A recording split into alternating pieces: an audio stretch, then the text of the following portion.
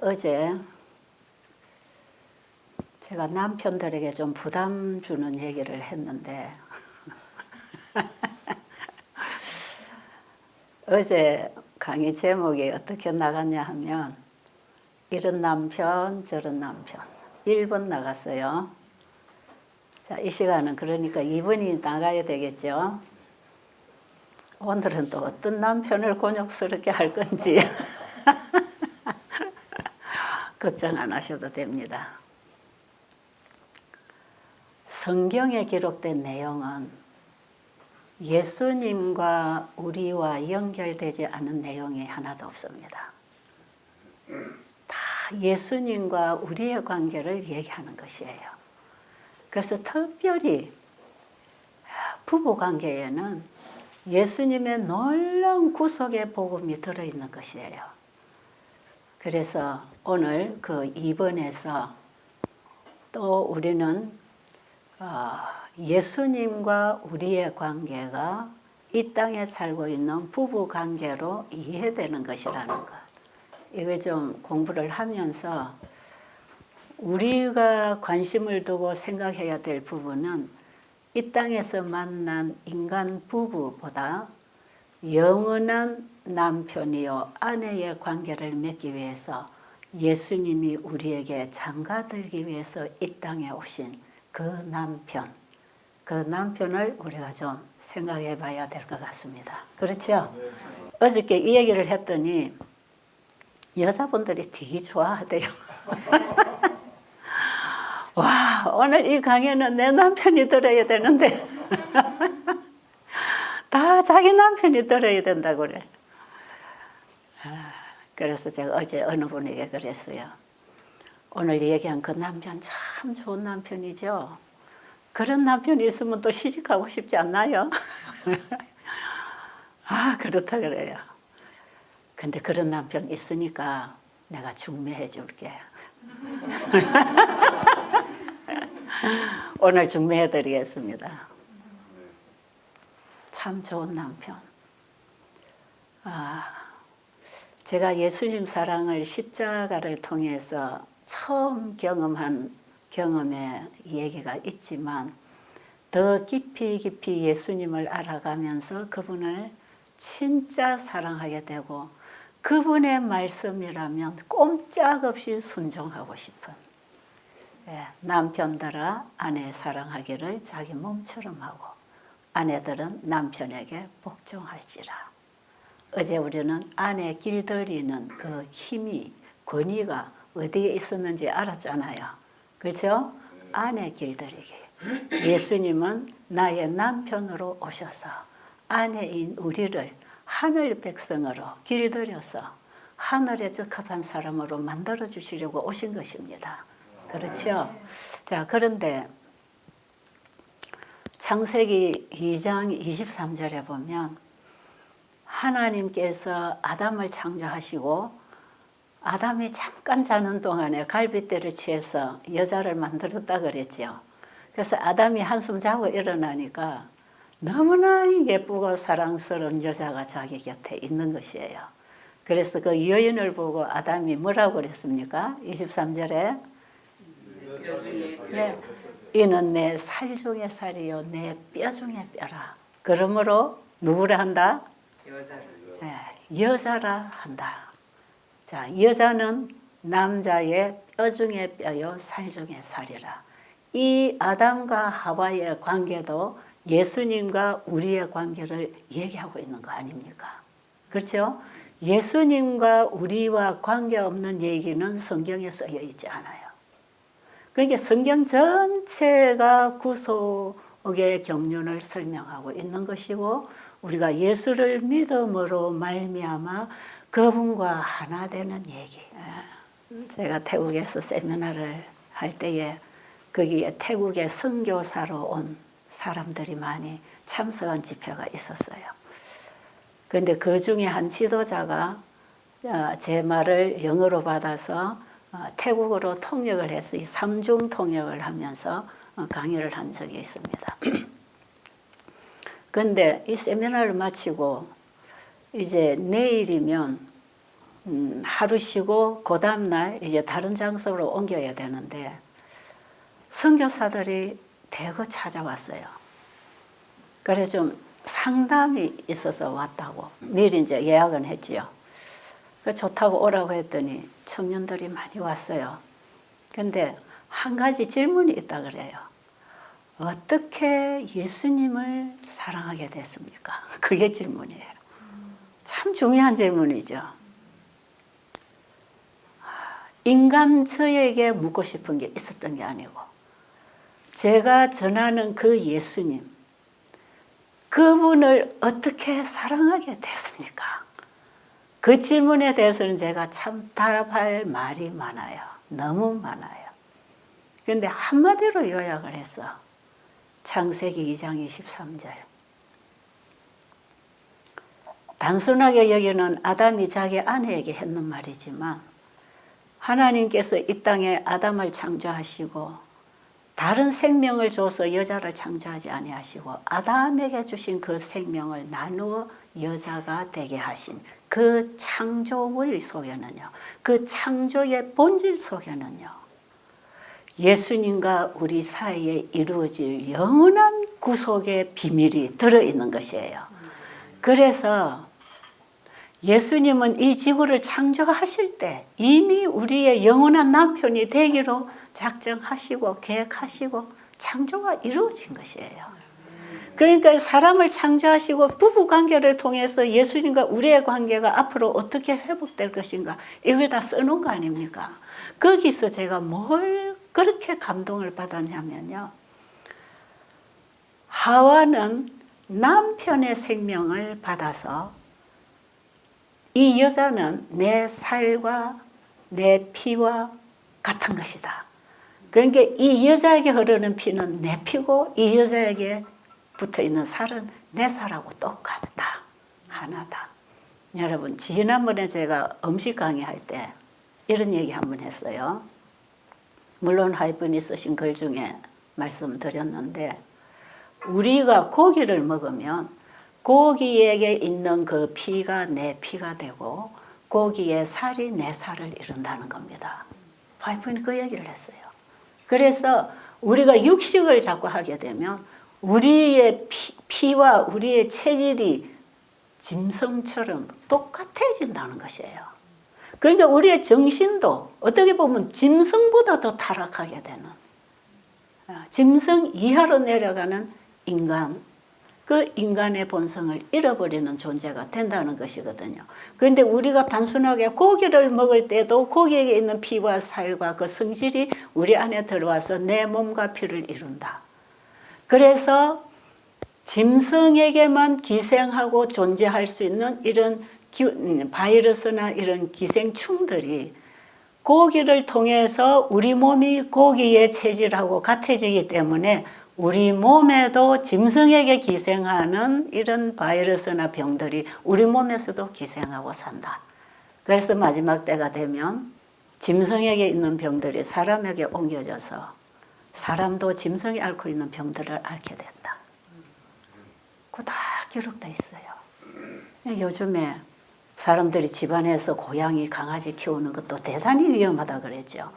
짐승에게 있는 병이 사람에게 옮겨지기 때문에 같이 살지 말라는 것이에요. 자, 그런데 보세요. 아담이 자기 아내에게 이는 내 살 중에 살이요 내 뼈 중에 뼈라고 했을 때 아담에게서 아내가 낫다 이 말이에요. 그렇죠? 그런데 요한복음 6장에 보면 예수님께서 오병이어의 이적을 행하시고 그 다음에 너희 조상들은 만나를 먹었지만 다 죽었지 않느냐. 그러나 나는 하늘로서 온 생명의 떡이다. 내 살을 먹고 내 피를 마시는 자는 죽어도 다시 산다. 예수님은 우리에게 자신의 살과 피를 주시려고 그분의 살과 피를 우리가 먹을 때 우리는 예수님의 살과 피로 하나 된다.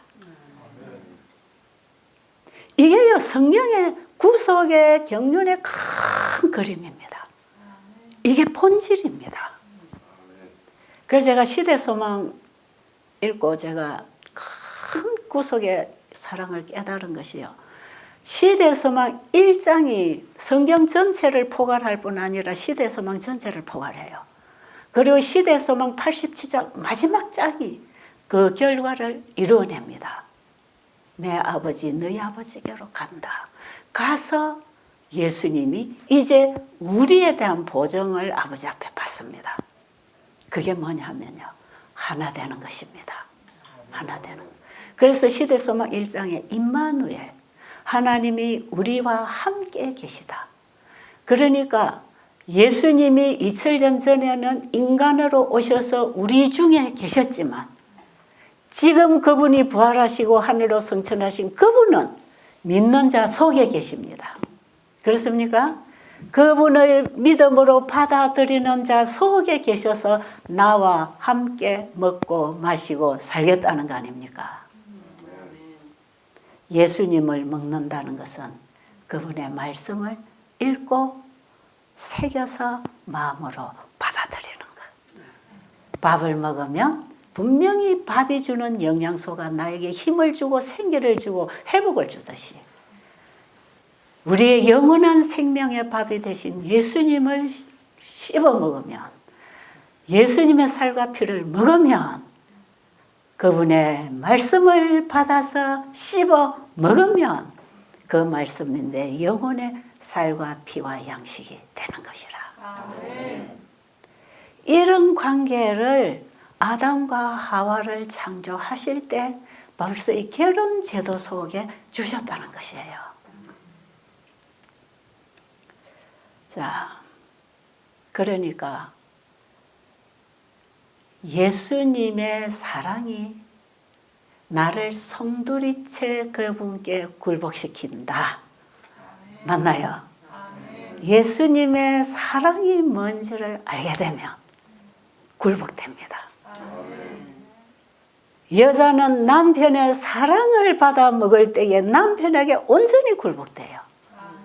그래서 남편들은 자기 아내를 자기 손에 쥐고 있는 도구처럼 부리면 안 돼요. 너는 내 시킨 대로 해야 돼. 성경에 남편에게 순종하라고 했잖아. 주로 이렇게 써먹지요. 하나님 말씀을. 그런데 그런 의미가 아니지요. 아내를 어떻게 길들인다? 사랑으로, 사랑으로. 그 예수님의 사랑을 우리가 아는 동안, 그 사랑을 받아 먹는 동안에는 그분과 하나가 됩니다. 아십니까? 그래서 그 사랑으로 둘을 하나 만들어주는 게 부부관계 아닙니까? 그런데 어제 제가 얘기한 그런 남편 세상에 찾기 힘들어요. 그런데 저 남편은 씨받아 놔야 되겠다 그랬어요. 그랬더니 아들 둘이 있대요. 여러분 여기 우리 결혼하지 않은 아가씨들이 들어있는데 그런 남편이 있으면 당장 시집가지 않겠어요. 그런데 여자들은 문남자의 사랑을 원하지 않습니다. 딱 한 사람. 남편의 사랑을 원하지요. 그런데 여자가 문남편들이 다 사랑한다면 어떻게 되겠어요? 얼마나 골치 아프겠습니까? 그런데 여자가 원하는 사랑은 딱 남편, 한 사람. 그 사랑에 100% 만족합니다.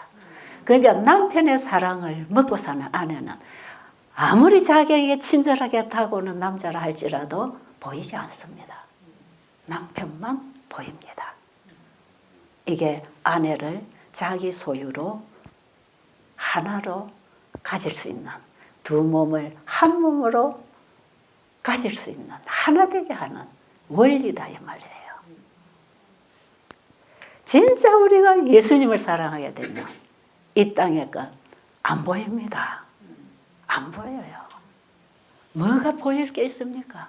예수님은 우리에게 천국을 갖고 오셨는데 하늘의 불을 우리에게 주시려고 그분이 내 남편이 되셔서 야, 네 나하고 결혼할래? 나하고 결혼하면 내 거다, 네 거다.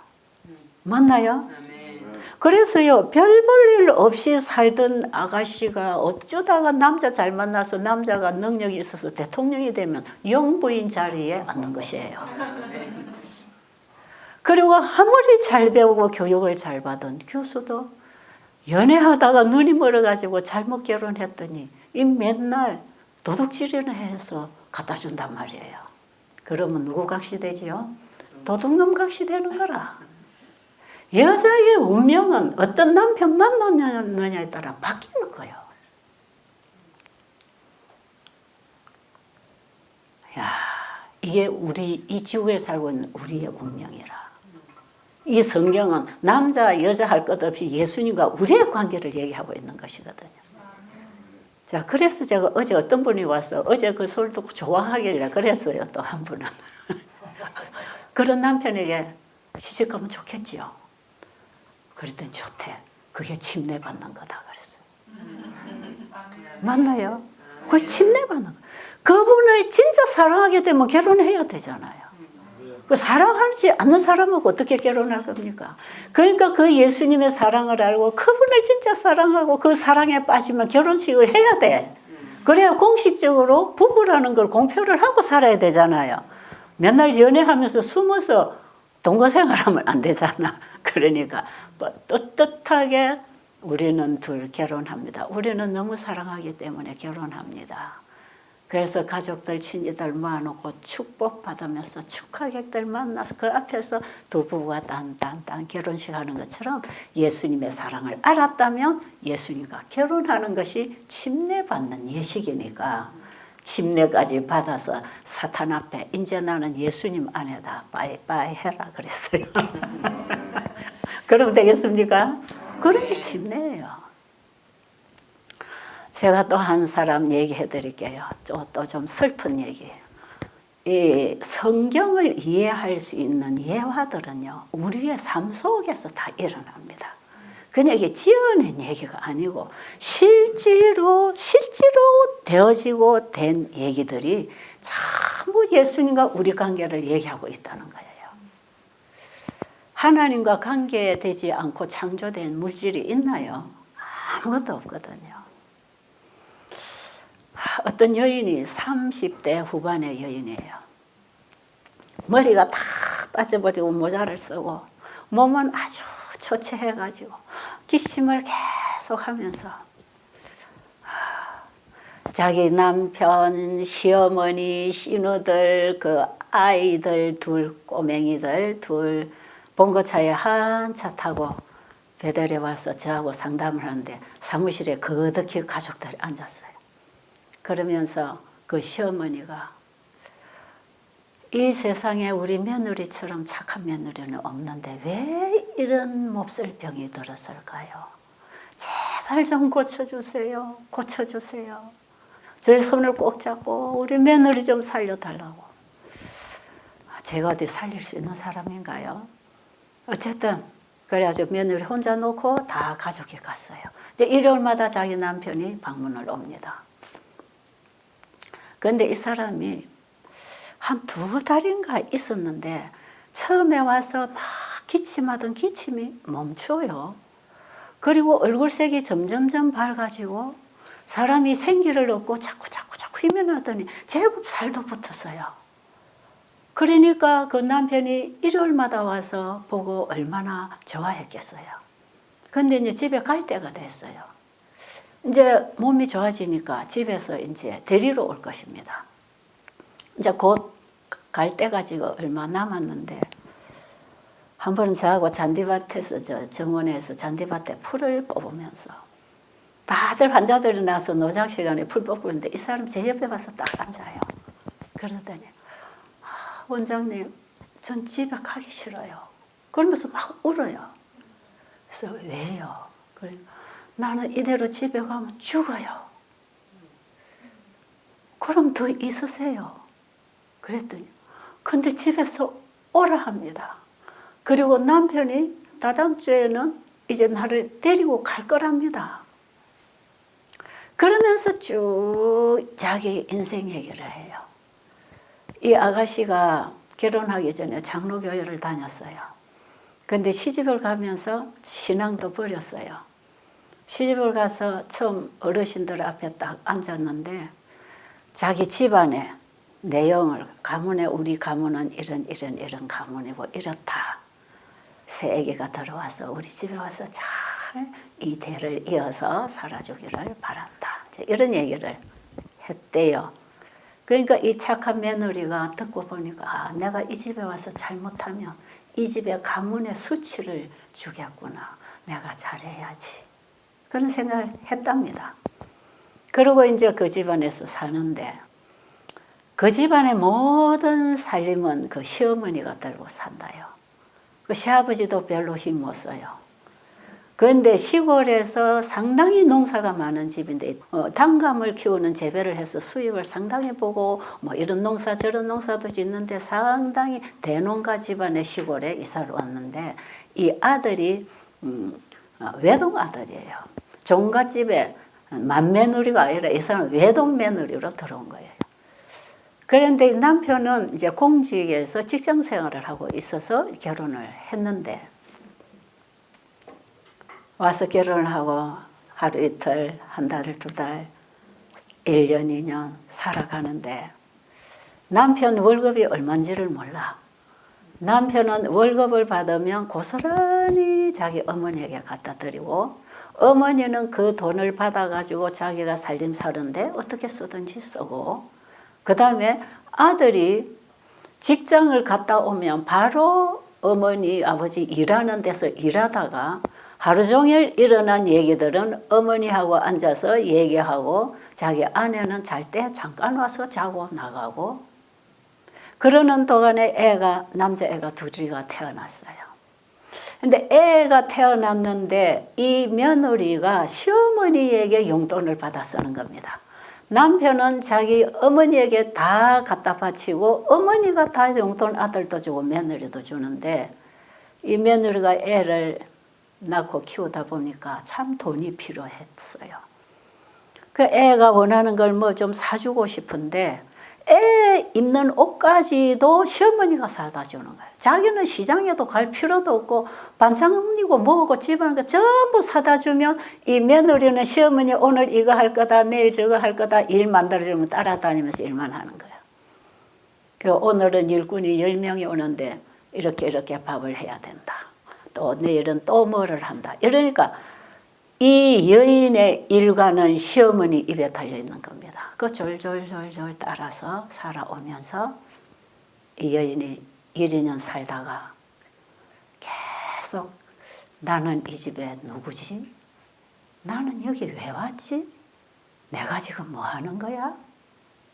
이런 생각이 자꾸 들면서 아이를 둘 낳고 키우는 그 과정 속에 한 10여 년이 지나는 동안에 이 여인은 알게 모르게 우울증이 깊이 생겼어요. 근데 말을 안 하는 거예요.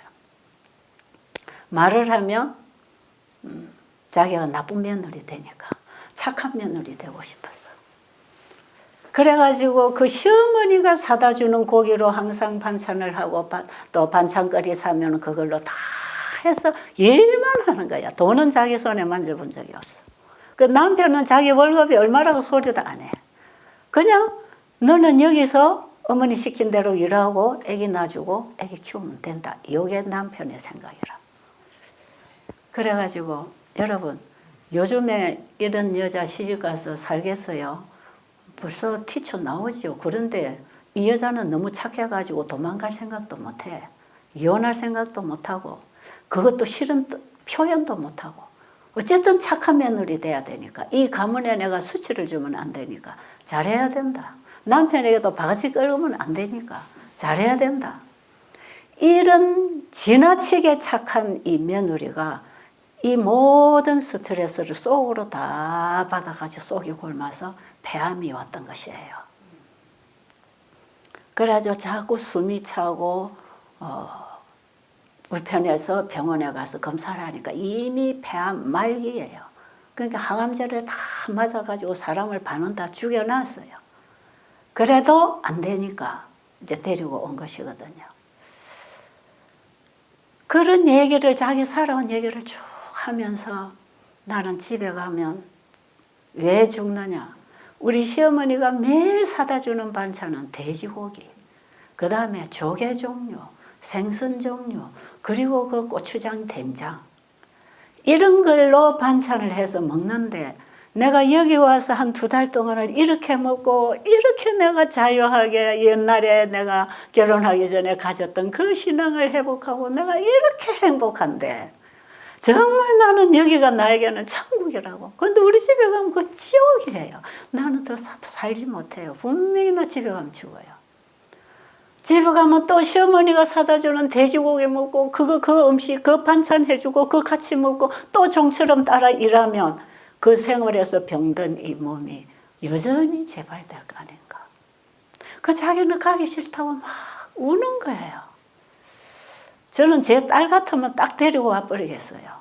왜 거기다 내 딸을 희생시키고 놔놓고 있나요?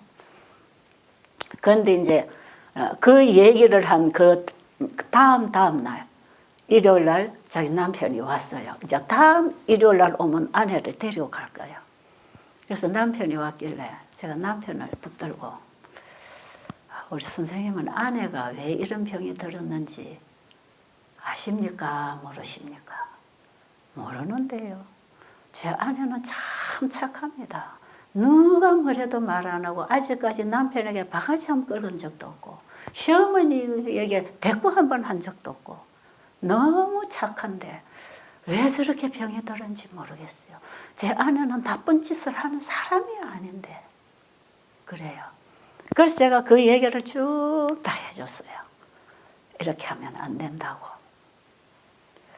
남편이 한 여인을 데리고 가서 장가를 가서 자기 가정이 생기면 부모를 떠나서 아내와 합하여 한 몸을 이루고 거기서 자녀를 낳아서 자기 가정을 이루는 가장이 돼야지. 왜 결혼하기 전처럼 어머니가 가장이 되고 어머니 밑에 아내까지 끌고 들어가서 자식들까지 어머니 밑에 끌어다 놓고 자기도 어머니 밑에 들어가서 어머니의 지배를 받고 지도를 받고 왜 어머니 명령에 따라서 내 가정이 살아야 되느냐. 이게 아니라고. 남자가 장가를 가면 자기 아내를 데리고 책임을 지고 자기 가정을 꾸려서 가장으로서 돈을 벌면 아내에게 갖다 줘서 아이를 키우고 살림을 하게 해야지. 아내가 어디 이 집에 종으로 팔려온 사람도 아닌데 왜 그렇게 내버려 뒀냐고. 그래 하지 마시라고. 그리고 지금 아내가 집에 가면 죽는다고 지금 울고 있습니다. 근데 보니까 그 환경에 또 들어가면 이 아내 분명히 재발합니다. 그러니 이 아내를 살릴 수 있는 길은 분가를 하는 겁니다. 분가를 해야 돼요. 그래서 오늘 집에 가시면 돈이 없으면 월세방이라도 하나 방을 얻어서 아이들하고 아내하고 데리고 남편이 나가세요.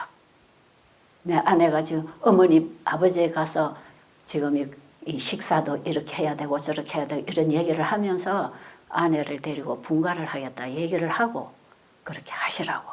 그리고 방이라도 하나 얻어놓고 이 아내가 집으로 안 들어가고 분가되는 그 방으로 들어갈 수 있도록 준비를 해놓고 다음에 와서 데리고 가시라고. 그래야 아내를 살립니다.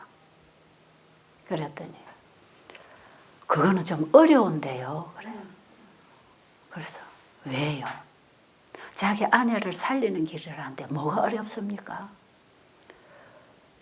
만약에 내가 어머니 밑에 힘들어서 이런 음식 먹고 병이 들었다고 분가해서 우리끼리 살겠다 하면 첫째는 우리 어머니의 자존심이 상할 것이고 만약에 내가 이런 행동을 했다면 우리 어머니는 돌아가십니다.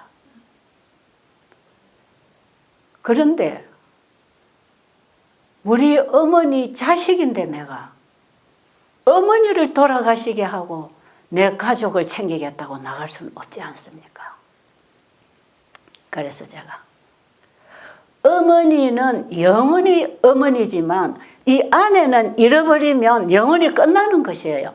아내를 구하는 일이 내 가정도 살리고 어머니도 살리는 일이니까 만약에 이 아내가 가서 재발해서 죽으면 누가 이 가정에 못 살아서 병들어 죽은 이 가정에 이제 본부에 놓은 아이 그 개구쟁이 아들들까지 키우면서 이 집에 와서 시집살이할 여자가 되겠습니까? 길게 생각하시라고. 이게 사람의 도리가 아니라고. 부모에게 효도하는 것은 참으로 중요하지만 결혼을 했으면 그 한 여인에 대한 또 여인을 통해서 이루어진 가정에 대한 책임을 져야 된다고. 남편이 한 여인을 데리고 왔을 때는 그 여인의 일생을 책임질 책임감을 가지고 결혼을 해야 되는 거예요. 그 준비도 안 되고 여자 데리다가 자기 부모님 밑에 넣어서 종살이 시켜서 병들게 한다면 장가를 안 가야 되는 거라. 왜 장가를 가가지고 한 여인의 인생을 이렇게 망가뜨리냐. 이제 30대인데 제가 화가 나가지고 장가 왜 갔습니까? 그랬어요.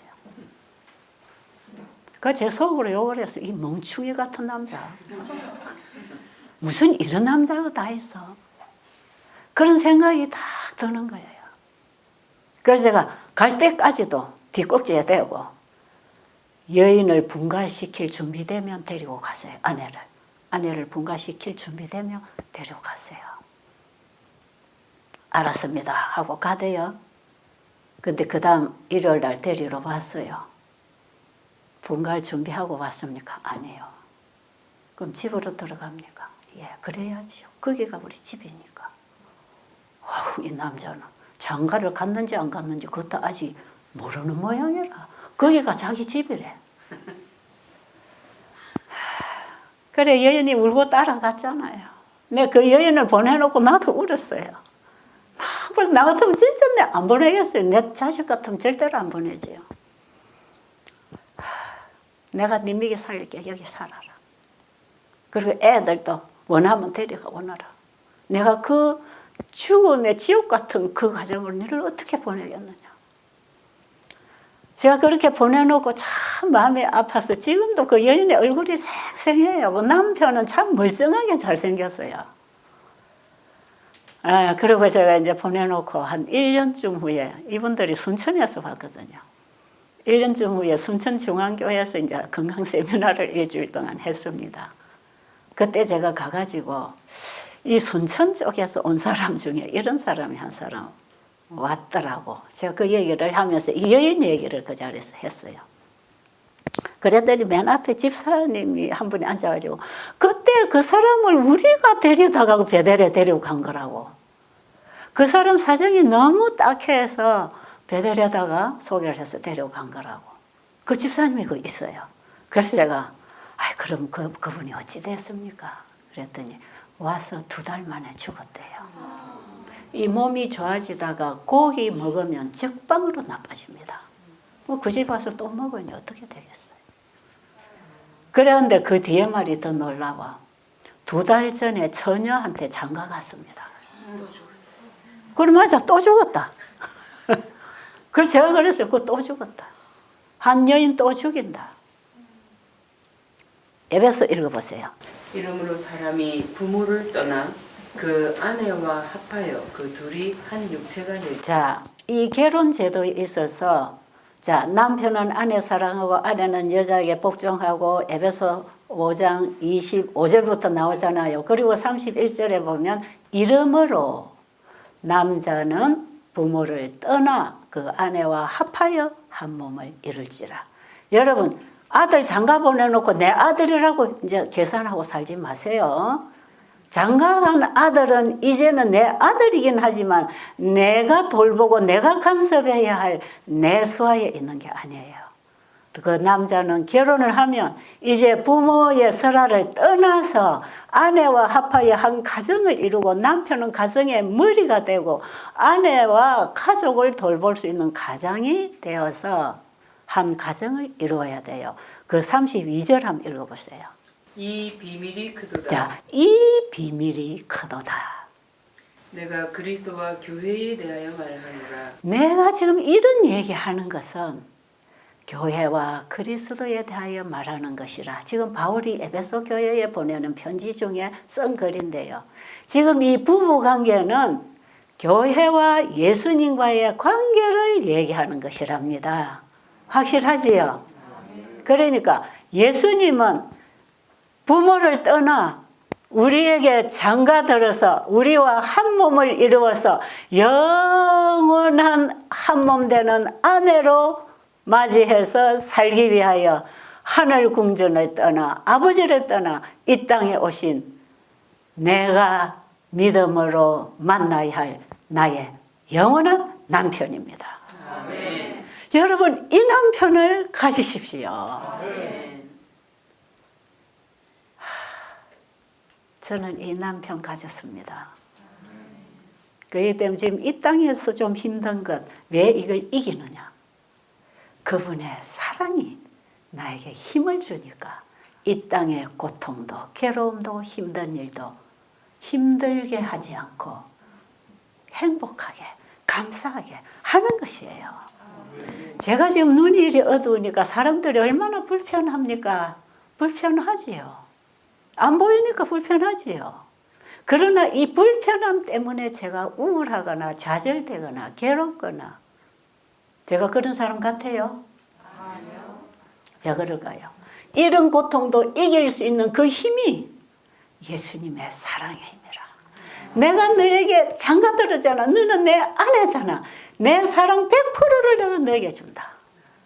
그 사랑을 먹으면 이 땅에서 당하는 고난이나 질병이나 암도 그것이 절망이 아니고 고통이 아니고 그걸 이길 힘을 받는다 이 말이에요. 여러분, 암덩어리 안고 이곳에 오신 여러분, 그 암덩어리가 나로 예수님을 만나도록 인도하는 데 사용된 일꾼이었다면 그것도 감사하시고 달고 다니세요. 그냥.